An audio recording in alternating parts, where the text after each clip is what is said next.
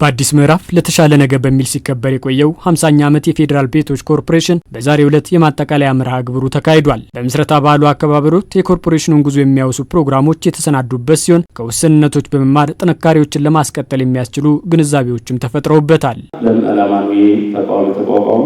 ከተቋቋሙበት ቀን ጀምሮ ደግሞ ሂደቱ እንዴት ነበር? ውጣ ወረዶቹ፣ ቻሌንጆቹ፣ ስኬቶቹ ዛሬ ሳይደረሰ ነገ ደግሞ የት ለመድረስ ነው እንቢዥን ያደረገው የሚሉት ነገሮችን በደንብ አስተሳስረን ጥንካሬውን ለማስቀጠል ክፍተቶቹን ደግሞ እነየገሌ መጥፎ ስለሰሩ ለመኮነን ወይ ሌላ ነገር ለማድረግ ሳይሆን ከፌዴሬት መማር ስላለብን እንዳይደገም ጥንካሬዎችን ለማስቀጠል ዓላማ ያደረገ ነው ማለት ነው። ባደጉት ሀገራት የተቋም ግንባታ በጽኑ መሰረት ላይ ያረፈ በመሆኑ የአመራር ለውጥ የማያናውጠው እንደሆነ የኮርፖሬሽኑ ዋና ስራ አስፈጻሚ ዶክተር ረሻድ ከማል ያነሳሉ። ይሁንና ይህ በኢትዮጵያ ለብዙ ዓመታት ያልተለመደ መሆኑን በመጥቀስ ባለፉት የለውጥ ዓመታት ግን ይህ ልምምድ ተግባራዊ በመደረጉ የፌዴራል ቤቶች ኮርፖሬሽንም በዚሁ ደረጃ ላይ ስለመድረሱ አንስተዋል።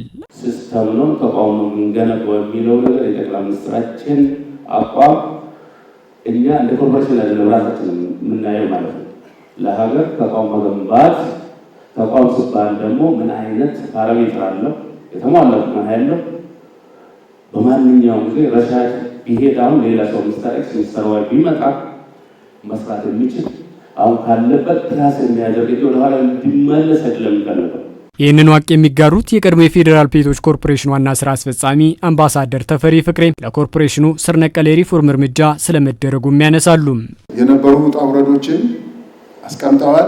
ከዛ በኋላ ደግሞ ተቋሙ እንደገና ተወልዶ አዋጅ ወጥቶለት የህግ ማዕቀፍ ተሰርቶለት ራዕይ ተቀምጦለት ተልዕኮ ተቀምጦለት ስትራቴጂ ወጥቶለት ወደ ልማት ማዕበል ውስጥ ገብቷል።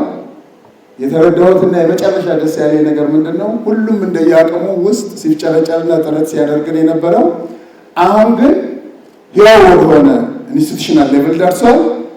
ኢሪቨርሰብል የሆነ ደረጃ ላይ ደርሷል ማለት ነው። ከዴቨሎፕመንት አንጻር ሲታይ ምን እንኳን ባለፉት የለውጥ ዓመታት የተስተዋሉ ተግባራት የሚደነቁ ቢሆንም አሁንም ዘርፈ ብዙ ስራዎች የሚቀሩ ስለመሆኑም ተነስቷል። ኮርፖሬሽኑም ይህንኑ ለመተግበር ዝግጁ ነኝ ይላል።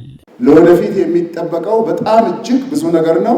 ምክንያቱም በአንድ በኩል ፍላጎት እያደገ የሚሄድ ነገር ነው። ባዮሎጂካል ኔቸር አለ። ወደ ከተማ የሚገቡ ማህበረሰቦች አሉ።